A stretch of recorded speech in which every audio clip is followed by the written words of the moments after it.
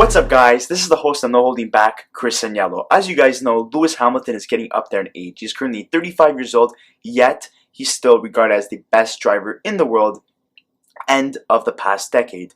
So with that being said, who could potentially overthrow Lewis Hamilton as the best driver? And what makes Lewis Hamilton the legendary driver that he is and the best of the past decade?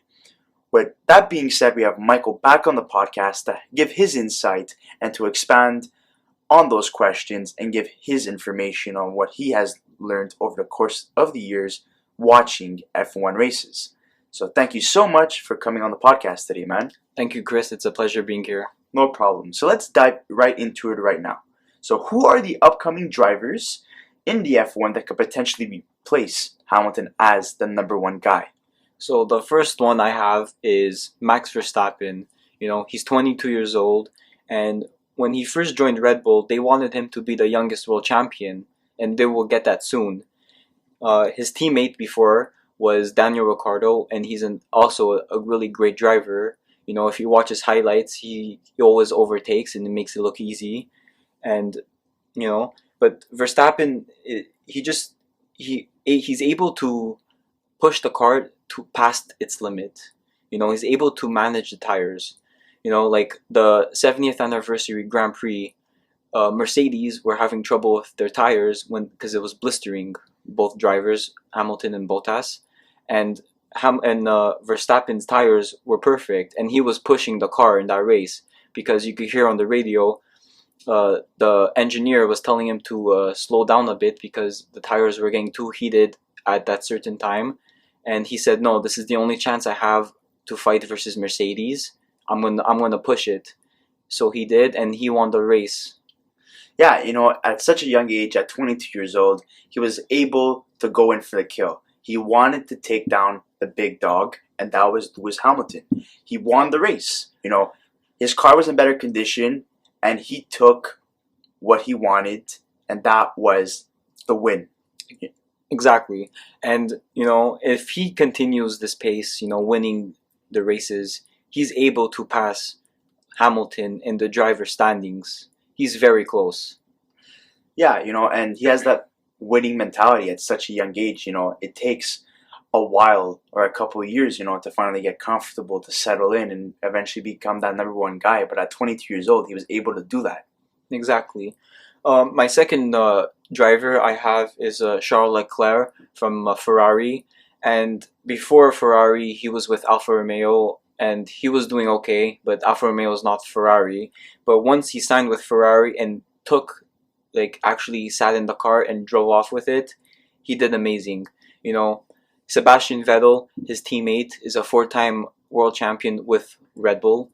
And, you know, people thought that Vettel was going to mentor Leclerc in Ferrari, but that wasn't the case. You know, as soon as Leclerc got in, he just drove off, and he was amazing.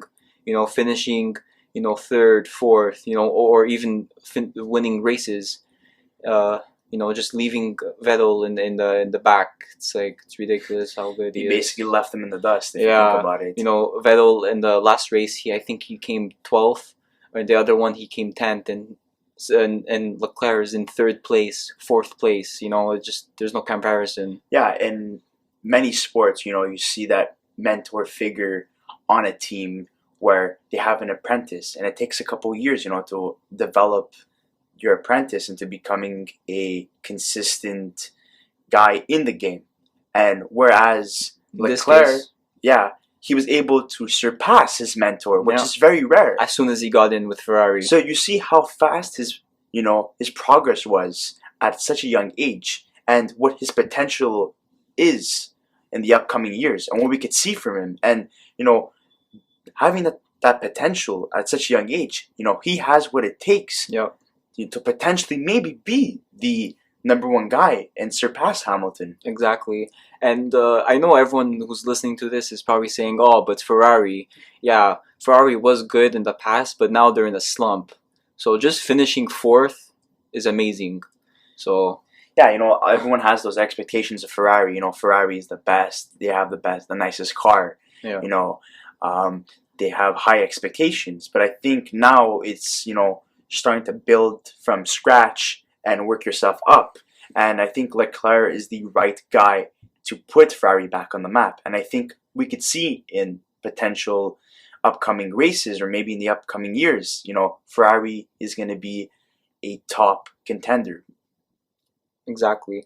I have an honorable mention, and it's Lando Norris for McLaren. McLaren, they're in the history, they're a strong team, but in the past years they've been like a mid-table team, but now they're starting to pick it up. And Lando Norris he's young. He's in my honorable mentions because he hasn't been in the F1 long enough, like Leclerc or Verstappen. So see if he keeps this up.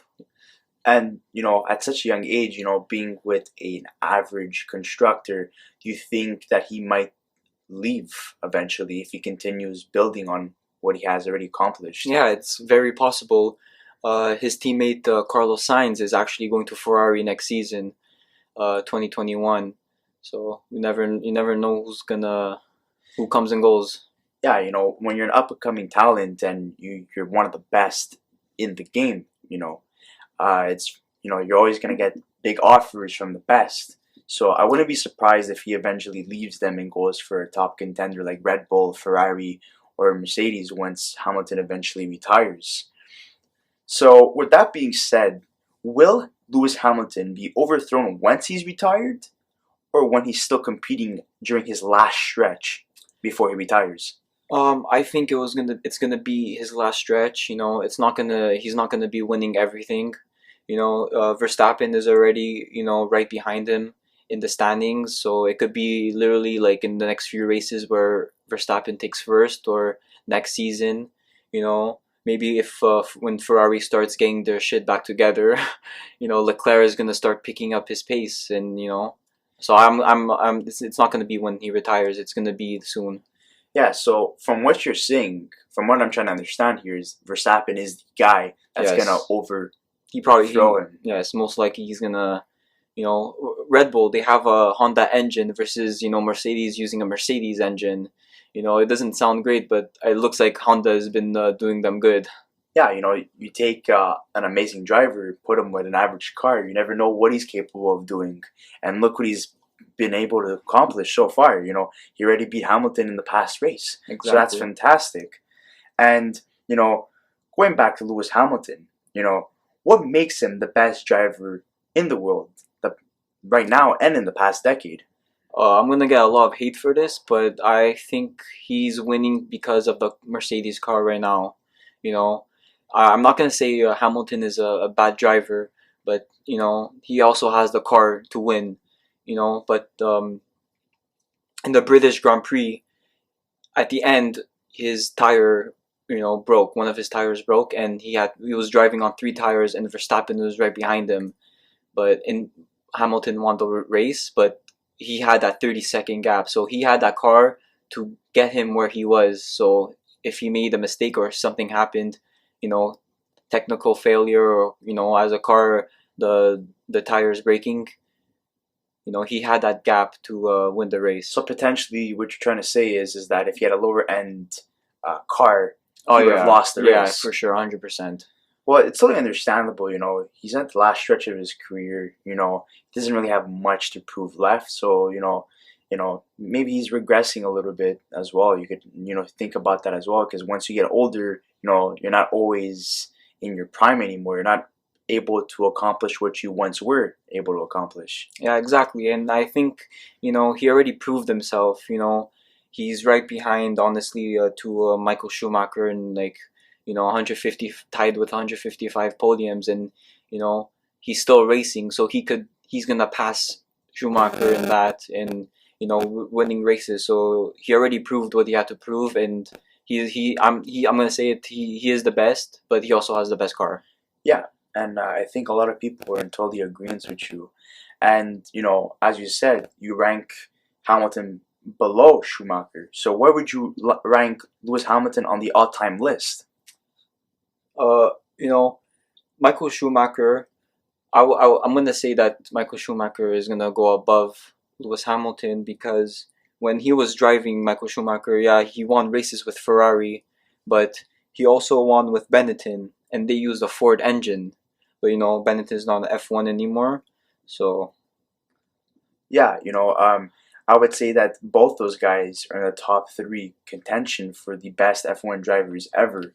You look at what they've been able to accomplish. Hamilton has won six driver world championship titles in 2008, 2014, 2015, 2017, 2018, and 2019. So he won five consecutively.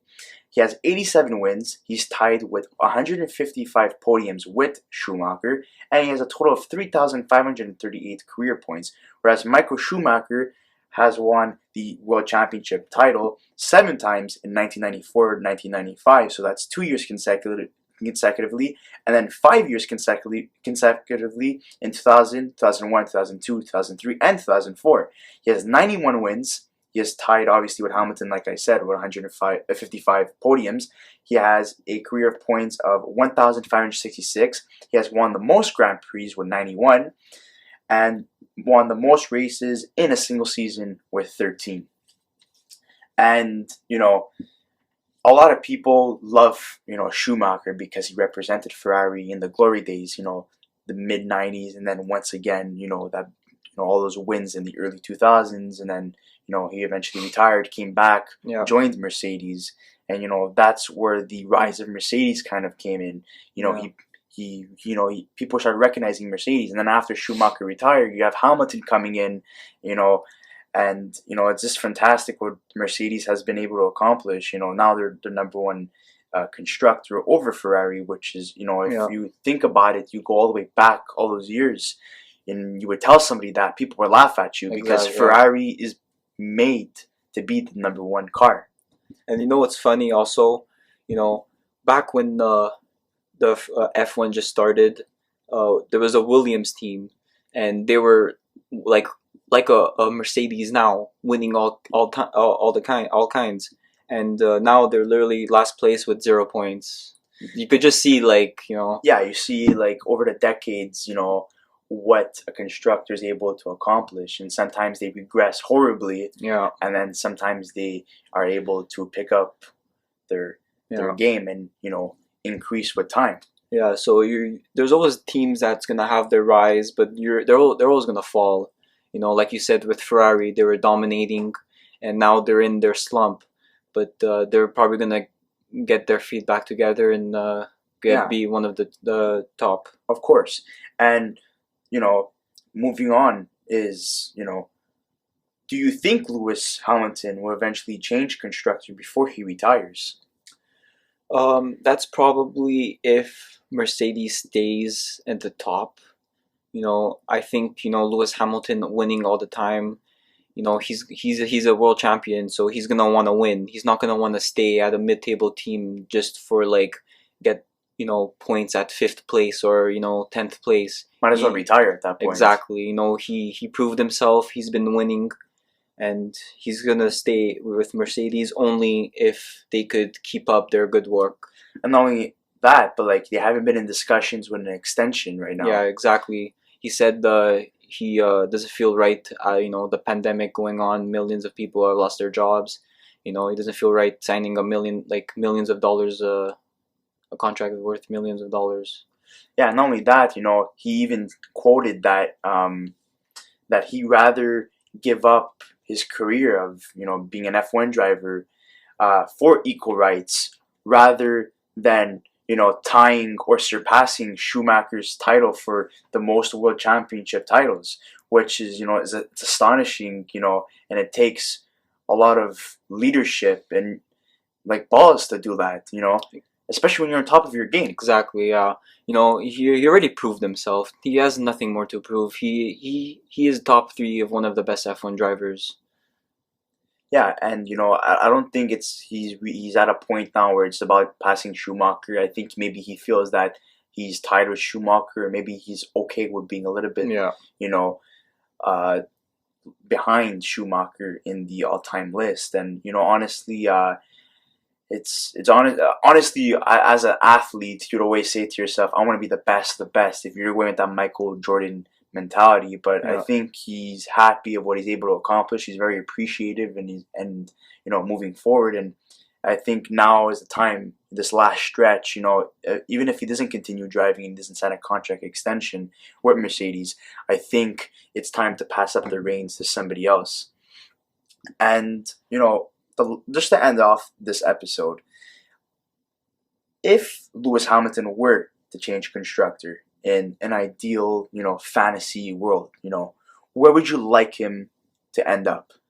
Well, Red Bull, before, when Verstappen came in and they had Daniel Ricciardo, they had Renault's engine, but Renault's engine, it wasn't cutting it.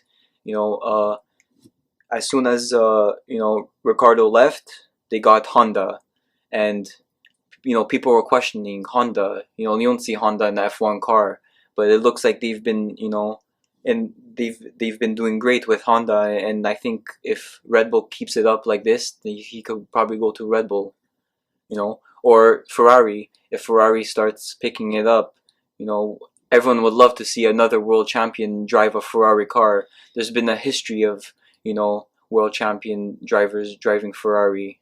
Yeah, and it would be kind of funny to see how he would end up retiring with Ferrari, whereas Schumacher started with Ferrari and went to Mercedes. So it would kind of be reverse psychology in that case. But he's already accomplished so much, and it would be so beautiful to see Hamilton driving in Ferrari and dressed up in that uniform would look amazing. Yeah. Oh, the Ferrari fans would love him. I think that would be a defining moment in his career and in F1 history. You're having the best driver of the decade, driving a Ferrari, the most beautiful car in F1 races.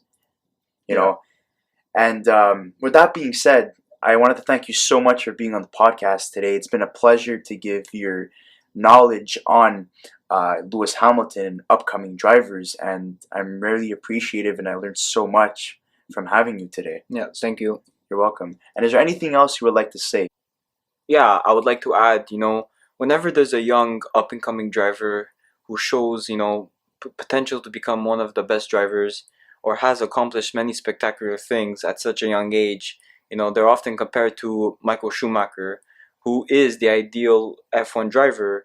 And to me, this shows how much of an influence Schumacher has on the F1 community. Yeah, and you look at other sports like hockey or basketball, what Wayne Gretzky and Michael Jordan are for those sports. They're the ideal or complete players for those sports. So when you have to compare your game to the best of the best in those sports, that's who you're going to compare yourself to. And Michael Schumacher is on the same level as those guys. So they're the best at what they do. They have the competitive drive, their titles, their accomplishments, their success of what they're able to do shows that they're the best for those sports. And I just want to take the time to say thank you so much, guys, for listening to this video, past videos, and for new viewers, thank you so much for tuning in for this episode. And I hope that you guys could subscribe to my channel. It means so much to me. We're trying to build something great here. Thank you so much, guys. Have a good one.